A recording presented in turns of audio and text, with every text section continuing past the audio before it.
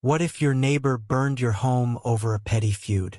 That's the question I faced when Karen, the self-appointed queen of our HOA, turned my life into ashes. I'm Jake, a quiet rancher who moved to Willow Creek for peace. My sprawling ranch, with its golden fields and old oak trees, was my sanctuary. But Karen, with her clipboard and endless rules, had other plans. Started small. Karen complained my fence was too rustic for the neighborhood's aesthetic. I shrugged it off, fixed the fence to her liking, and thought that was the end. But Karen wasn't satisfied. She'd march over weekly, citing violations. My barn's paint was too bold. My horses were too noisy. My grass was too long. Each time I complied, not wanting trouble. But her demands grew absurd. One day, she insisted I remove my windmill because it blocked her view. That windmill powered my irrigation. I refused, her face twisted with rage. "You'll regret this, Jake," she spat, storming off. I didn't think much of it until the whispers started. Neighbors avoided me. Karen had spun a tale that I was a problem resident, flouting HOA rules. Then came the fines, hundreds of dollars for nonsense violations. I paid them, but my patience was thinning. What I didn't know was Karen was plotting something far worse. One night, I woke to the smell of smoke. Orange flames devoured my barn. My horses screamed as I raced to free them. By the time firefighters arrived, half my ranch was gone. A neighbor, trembling, admitted she saw Karen near my property with a gas can hours before. I was livid. Karen denied it, claiming it was an accident. But her smug grin told another story. She thought she'd won, that I'd leave broken. She didn't know who she was dealing with. Here's the twist.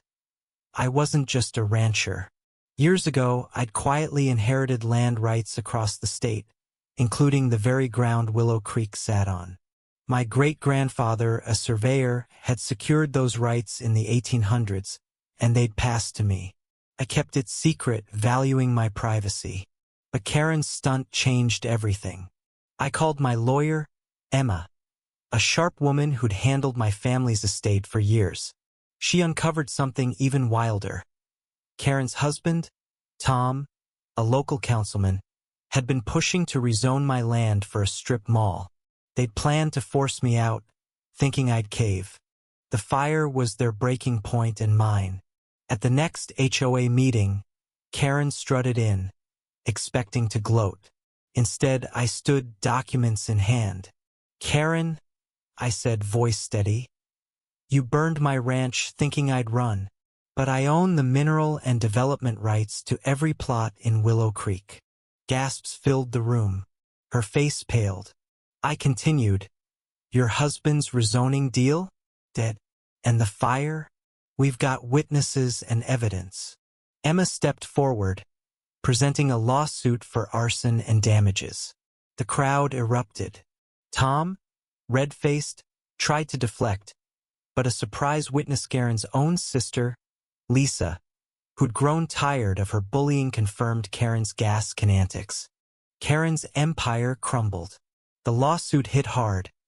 Arson, fraud, and conspiracy charges. The HOA board, desperate to save face, expelled her. Neighbors, once silent, shared their own Karen horror stories: extortion, threats, favoritism. She'd ruled through fear, but now she was exposed. The court ruled in my favor. Karen and Tom lost everything. Their home, their influence, their strip mall dreams. My ranch was rebuilt, funded by their penalties. I donated part of the settlement to a community fund for those Karen had bullied. As the dust settled, I looked at my restored ranch, the windmill spinning proudly. Justice wasn't just about winning, it was about reclaiming peace. Karen thought she could burn me out, but she didn't know I held the roots of this land in my hands. What do you think? Did Karen get what she deserved, or should I have shown mercy? Share your thoughts below.